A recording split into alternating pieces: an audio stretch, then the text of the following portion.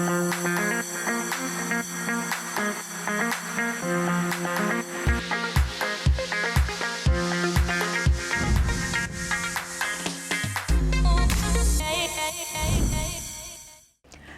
فيكم ببرنامجكم الأسبوعي بيدازلد. حلقة اليوم رح تكون أكثر من حماسية، كرمال هيك خلونا نبدأ فوراً.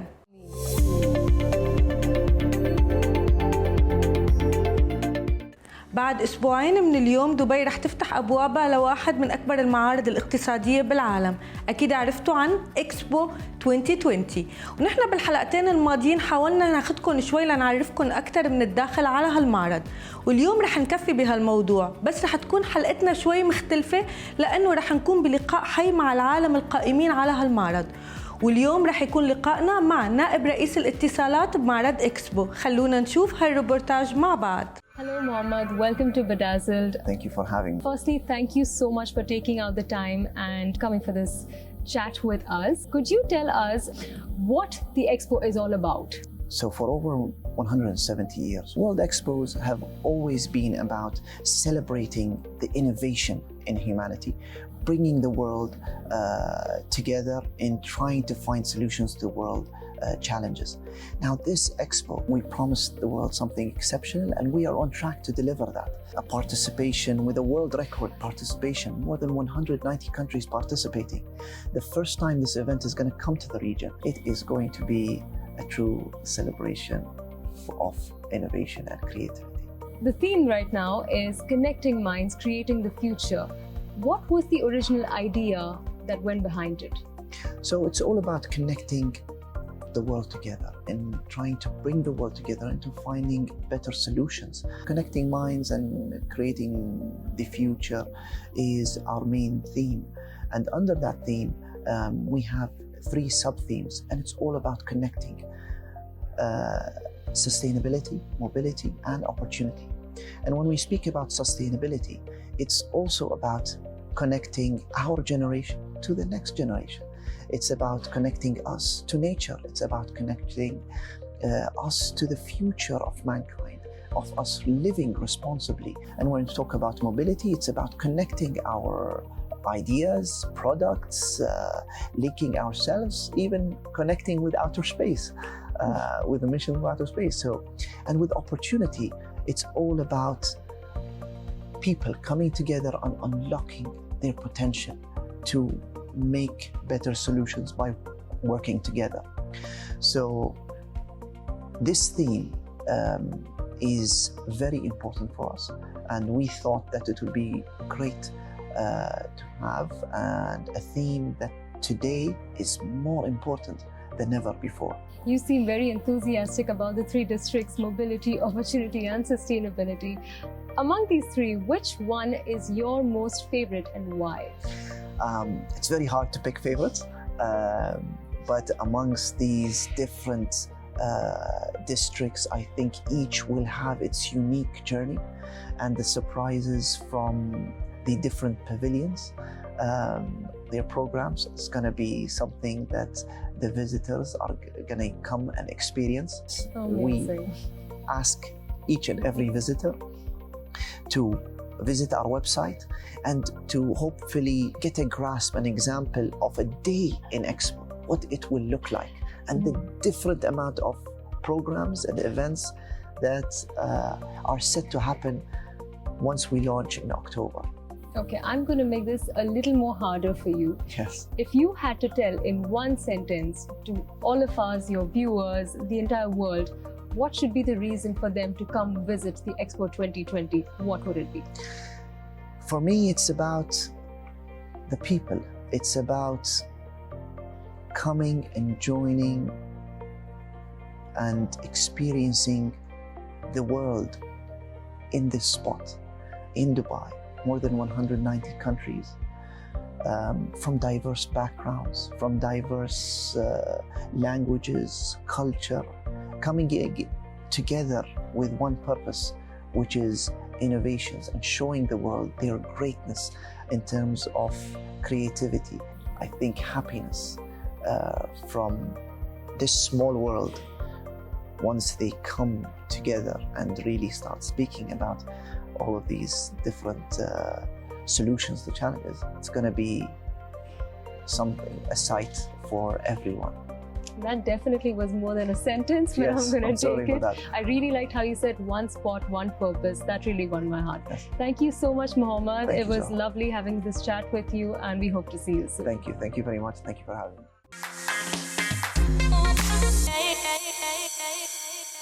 وهلأ بعد ما خلصنا من فقرة التغذية صار وقت الفاشن والترند.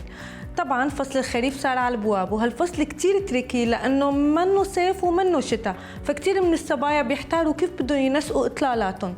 وكرمال هيك رح تاخذنا زهرة هلا بجولة لتعرفنا كيف نغير الستايل تبعنا بفصل الخريف. خلونا نشوف سوا.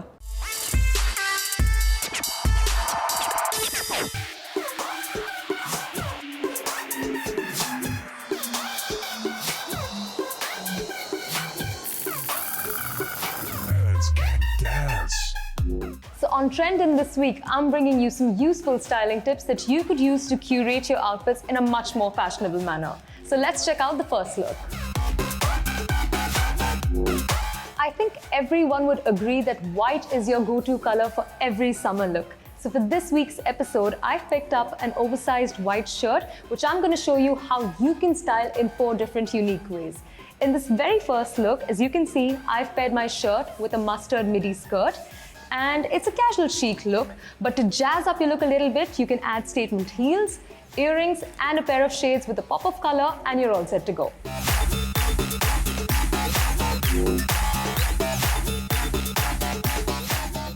If you're looking into a more formal direction, you can wear PU leather leggings, throw in a camel blazer, maybe wear a neutral colored pair of boots, shades, and there you go. You have an all elegant ensemble.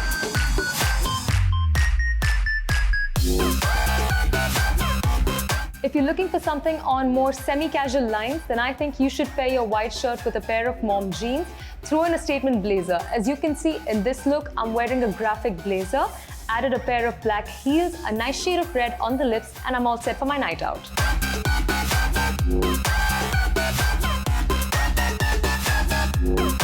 Lastly, if you're looking to do something completely out of the box, pick up a tulle skirt, but instead of wearing it with your shirt, wear it underneath your shirt so that it looks like a layered dress. Funk it up a little bit with a pair of chunky shoes, shades, and off you go.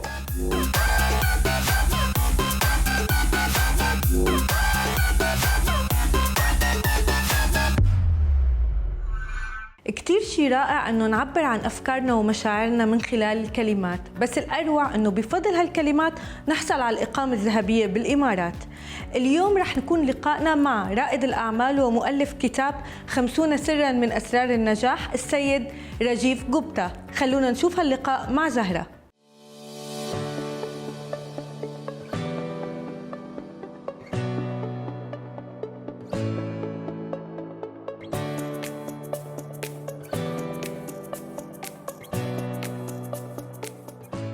Hi Rajiv, what motivated you to write this book? I started my career with less than $100 and it was 30 years before, 3 decades before.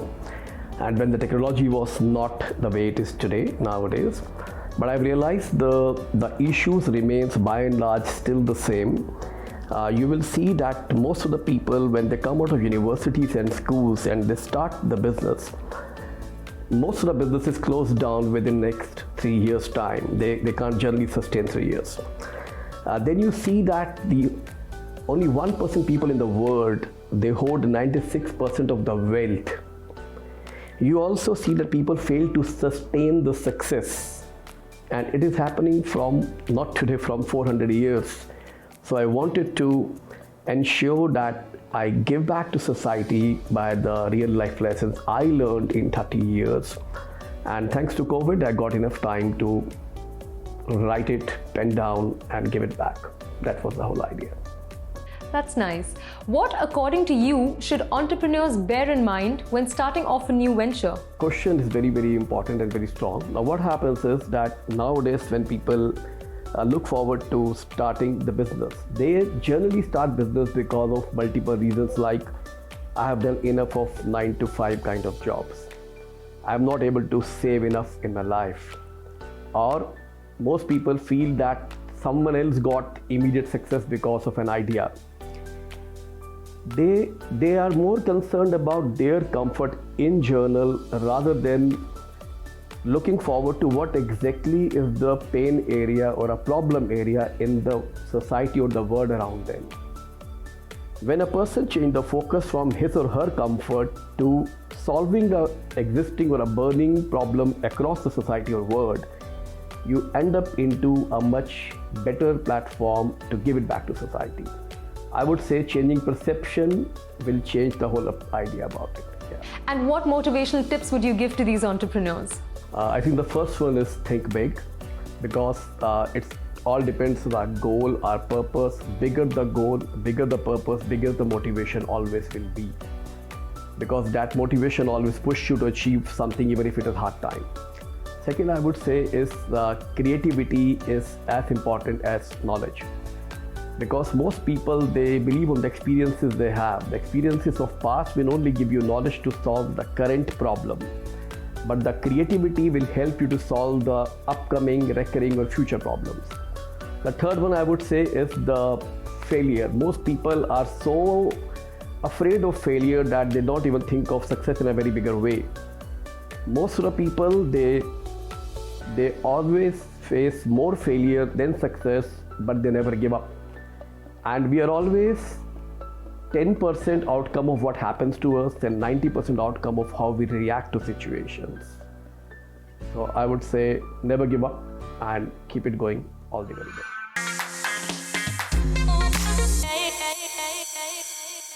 بعد جائحة الكورونا التي أضرت بكل العالم من الناحية الاقتصادية، اقتصاد الإمارات عم يتعافى بشكل كبير وسريع، وهذا بيعني فرص عمل أكبر للجميع.